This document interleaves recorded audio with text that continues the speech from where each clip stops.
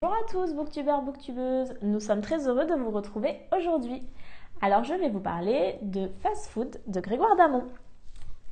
Alors c'est un roman qui parle bien évidemment de fast food comme son nom l'indique et l'auteur nous livre une vision assez poétique de ce milieu. Poétique pourquoi ? Puisque le personnage principal de ce roman, Greg, est appelé le poète par ses collègues. C'est un roman qui est écrit à la première personne, donc j'imagine qu'à travers la voix de Greg, c'est finalement celle de l'auteur que l'on entend. Donc Greg, c'est un personnage assez positif au début de l'histoire, qui nous donne ses conditions de travail assez dures, mais qui finalement trouve quand même son travail plutôt sympa. Il arrive à trouver des petits moments de bonheur, donc ça, c'est vraiment positif. Jusqu'au jour où un nouveau manager débarque, et là, les choses vont se dégrader. Ça va être alors l'occasion pour l'auteur de nous livrer sa vision de la société, que je trouve assez juste. Une société où personne n'est irremplaçable, où un nouveau manager débarque avec de nouvelles conditions de travail, on va dire.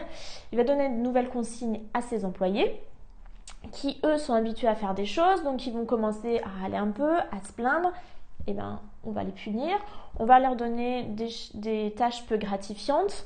Et puis s'ils continuent à se plaindre et qu'ils veulent démissionner, qu'ils partent, de toute façon, il y aura toujours du monde pour les remplacer.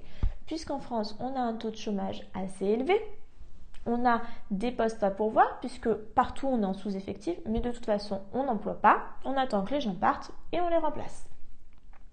Autre vision de la société, les gens manifestent, on ne sait pas pourquoi ils manifestent, mais ils manifestent. Donc ça aussi, c'est ce qui est vu à travers ce roman. Ce que j'ai beaucoup aimé dans cette histoire, c'est la façon d'écrire de l'auteur, puisqu'en fait, au début, son écriture est très positive.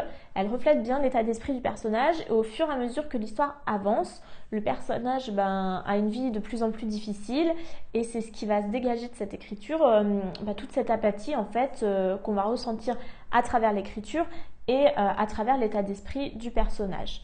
Donc n'hésitez pas vous aussi à découvrir ce roman. En attendant, retrouvez-moi sur ma page Facebook et mon Instagram. À très vite, bisous.